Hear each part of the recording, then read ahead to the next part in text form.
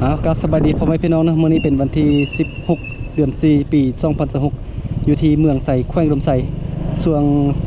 เทศกาลบุญสงกรานต์นะมื้อนี้บ่หลังจะพาขี่รถเที่ยวชมบรรยากาศเทศบาลตัวเมืองไส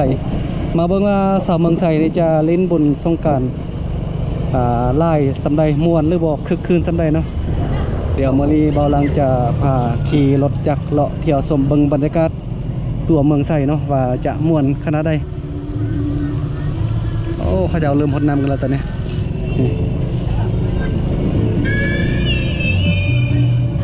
ตอนนี้เป็นเวลา20:00ปลายแล้วเนาะตอนนี้นะ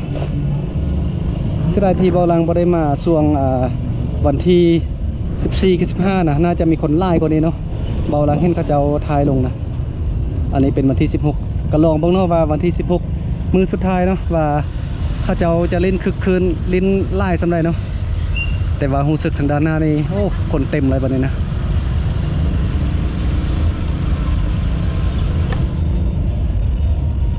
เดี๋ยวจะค่อยๆขี่ไปแล้วเก็บภาพไปเนาะ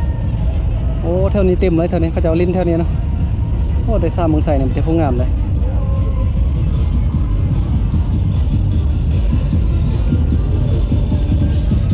แถวนี้จะลิ้นไล่ไปประเทศนอกเที่ยวนี่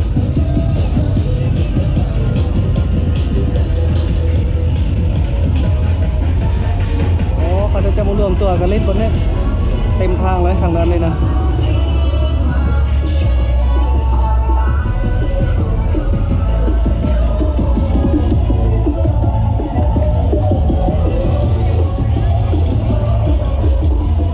มัวไล่เนาะอยู่เมืองไทยเลย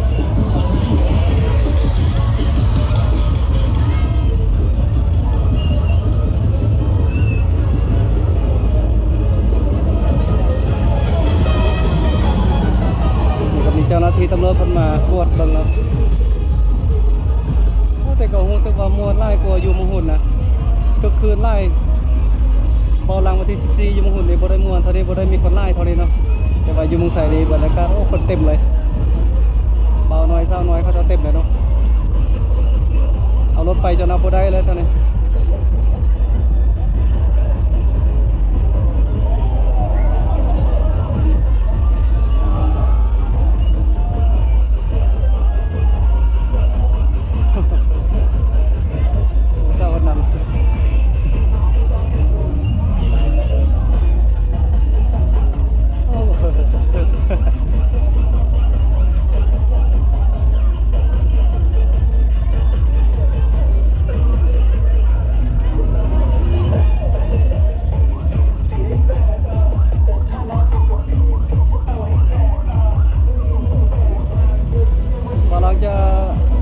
ไปจนสุดทางเนาะว่าพระเจ้าจะเล่นบุญสงกรานต์ไปฮอดไส้เนาะ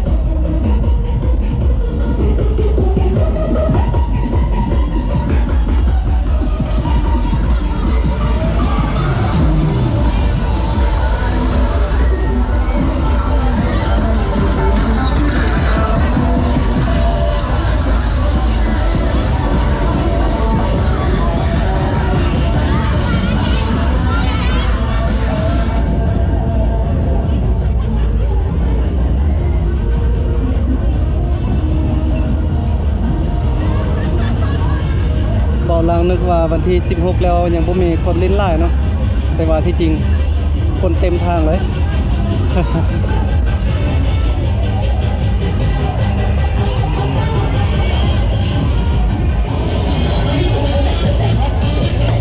โอ้สาวน้อยอ่ะพนัก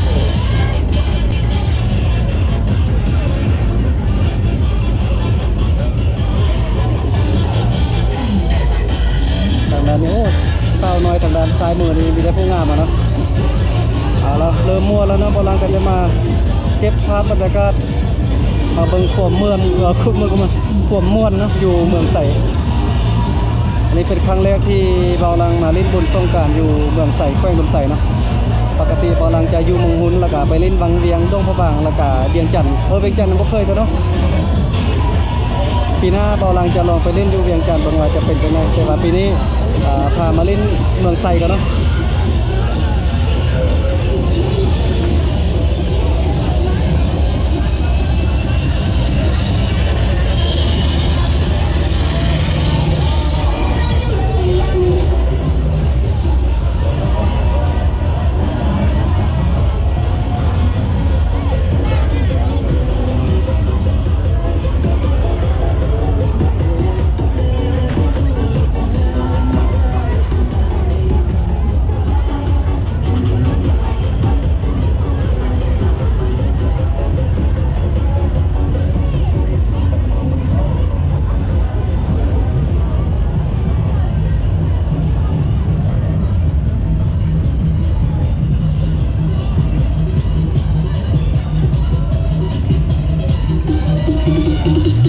ลิ้นไล่ขนาดนั้น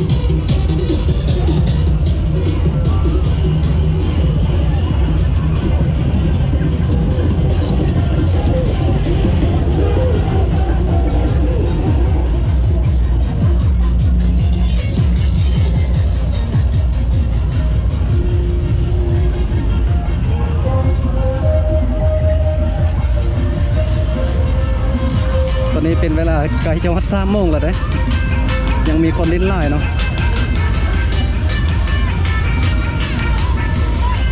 ลองขี่ไปเรื่อยๆพวกเนาะไปเบิ่งว่าเขาจะลิ้นไปฮอดใจ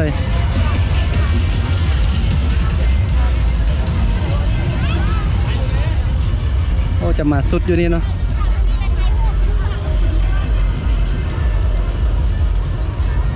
โอ้เขาจะลิ้นไล่เนาะเมื่อกี้นะ